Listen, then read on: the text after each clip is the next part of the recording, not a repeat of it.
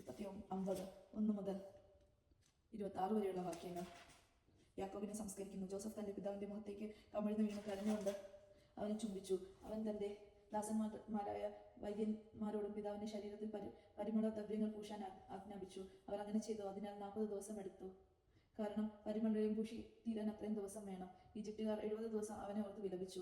അവന് വേണ്ടിയുള്ള വിലാപകാലം കഴിഞ്ഞപ്പോൾ ജോസഫ് ഫറവയുടെ വീട്ടുകാരോട് പറഞ്ഞു, നിങ്ങൾ എന്നിൽ സംതൃപ്തനാണെങ്കിൽ ദയചെയ്ത് ഫറോവയോട് ഇങ്ങനെ ഉണർത്തിരിക്കുക. എൻ്റെ പിതാവ് എന്നെ കൊണ്ട് ഒരു പ്രതിജ്ഞ ചെയ്തു. അവൻ പറഞ്ഞു, ഞാൻ മരിക്കാറായി. കാനാൻ ദേശത്ത് എനിക്ക് വേണ്ടി ഞാൻ തയ്യാറാക്കിയിരുന്ന കല്ലറയിൽ തന്നെ നീ എന്നെ സംസ്കരിക്കണം. അതുകൊണ്ട് ഞാൻ പോയി എൻ്റെ പിതാവിനെ സംസ്കരിക്കട്ടെ, അത് കഴിഞ്ഞാൽ ഞാൻ തിരിച്ചു വരാം. ഫറോവ പറഞ്ഞു, നീ പോയി അവൻ പ്രതിജ്ഞ എടുത്തതനുസരിച്ച് അവനെ സംസ്കരിക്കുക. ജോസഫ് പിതാവിനെ സംസ്കരിക്കാൻ പോയി. ഫറോവയുടെ വേലക്കാരും കൊട്ടാരത്തിലെ പ്രമാണികളും ഈജിപ്തിലെ തലവന്മാരും അവനോടൊപ്പം പോയി. ജോസഫിന്റെ വീട്ടുകാരും സഹോദരന്മാരും പിതാവിന്റെ കുടുംബവും അവന്റെ കൂടെ ഉണ്ടായിരുന്നു. കുട്ടികളും ആടുമാടുകളും മാത്രമേ ഗഷോം ദേശത്ത് ശേഷിച്ചുള്ളൂ.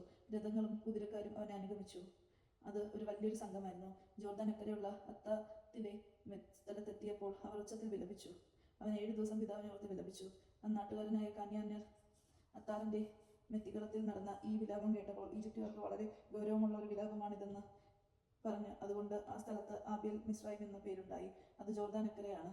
അങ്ങനെ യാക്കോബ് ആവശ്യപ്പെട്ടതുപോലെ അവന്റെ മക്കൾ പ്രവർത്തിച്ചു. അവർ അവനെ കാനാൻ ദേശത്ത് കൊണ്ടുപോയി മാമ്രോയ്ക്ക് കീഴെ മക്പലിലുള്ള വയലിലെ ഗുഹയിൽ സംസ്കരിച്ചു. അബ്രഹാം ഭൃത്യനായ എഫ്രോണിൽ നിന്ന് ശ്മശാന ഭൂമിക്ക് വേണ്ടി വയൽ ഉൾപ്പെടെ അവകാശമായി വാങ്ങിയതാണ് ആ ഗുഹ. പിതാവിനെ സംസ്കരിച്ചതിനു ശേഷം ജോസഫ് സഹോദരന്മാരെ കൂടെ പോയി എല്ലാവരുമായി ഈജിപ്തിലേക്ക് മടങ്ങി. തങ്ങളുടെ പിതാവ് മരിച്ചപ്പോൾ ജോസഫിന്റെ സഹോദരന്മാർ പറഞ്ഞു, ഒരുപക്ഷെ ജോസഫ് നമ്മെ വെറുക്കുകയും നാം ചെയ്ത ദ്രോഹത്തിനെല്ലാം പകരം വീട്ടുകയും ചെയ്യും. പിതാവ് മരിക്കുന്നതിന് മുമ്പ് ഇങ്ങനെ കൽപ്പിച്ചിരുന്നു എന്ന് പറയാൻ അവർ ഒരു ദൂതനെ അവന്റെ അടുത്തേക്ക് വിട്ടു. ജോസഫിനോട് പറയുക, അങ്ങയുടെ സഹോദരന്മാരുടെ തെറ്റുകളും കുറ്റങ്ങളും ദയവായി അവരോട് ക്ഷമിക്കുക. അവർ അങ്ങനെ ദ്രോഹിച്ചു. അങ്ങയുടെ ദൈവത്തിന്റെയും ദാസന്മാരുടെ തെറ്റുകൾ പൊറുക്കണമെന്ന് ഞങ്ങൾ അപേക്ഷിക്കുന്നു. അവർ ഇത് പറഞ്ഞപ്പോൾ ജോസഫ് കരഞ്ഞുപോയി. സഹോദരന്മാർ വന്ന് അവന്റെ മുമ്പിൽ വീണ് പറഞ്ഞു, ഞങ്ങൾ അങ്ങയുടെ ദാസന്മാരാണ്. ജോസഫ് പറഞ്ഞു, നിങ്ങൾ പേടിക്കേണ്ട, ഞാൻ ദൈവത്തിന്റെ സ്ഥാനത്തോ? നിങ്ങൾ എനിക്ക് തിന്മ ചെയ്തു, പക്ഷെ ദൈവം അത് നന്മയാക്കി മാറ്റി. ഇന്ന് കാണുന്നത് പോലെ അനേകം പേരുടെ ജീവൻ രക്ഷിക്കാൻ വേണ്ടിയാണ് അവിടുന്ന് അത് ചെയ്തത്. അതുകൊണ്ട് ഭയപ്പെടേണ്ട, നിങ്ങളെയും നിങ്ങളുടെ കുഞ്ഞുങ്ങളെയും ഞാൻ പോറ്റിക്കൊള്ളാം. അങ്ങനെ അവൻ അവരെ ധൈര്യപ്പെടുത്തുകയും സാന്ത്വനപ്പെടുത്തുകയും ചെയ്തു. ജോസഫിന്റെ മരണം. ജോസഫ് അവന്റെ പിതാവിന്റെയും കുടുംബവും ഈജിപ്തിൽ പാർത്തു.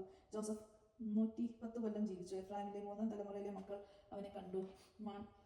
മാൻസ്മയുടെ മകനായ മാക്കീറിന്റെ കുഞ്ഞുങ്ങളും ജോസഫിന്റെ മടിയിൽ കിടന്നിട്ടുണ്ട്. ജോസഫ് സഹോദരന്മാരോട് പറഞ്ഞു, ഞാൻ മരിക്കാറായി, എന്നാൽ ദൈവം നിങ്ങളെ സന്ദർശിക്കും. അബ്രഹാമത്തിന്, ഇസഹാക്കിന്, യാക്കോബിന് വാഗ്ദാനം ചെയ്ത നാട്ടിലേക്ക് അവിടെ നിന്ന് നിങ്ങളെ കൊണ്ടുപോകും.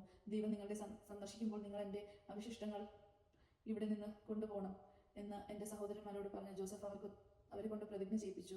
110 വയസ്സപ്പോൾ ജോസഫ് മരിച്ചു.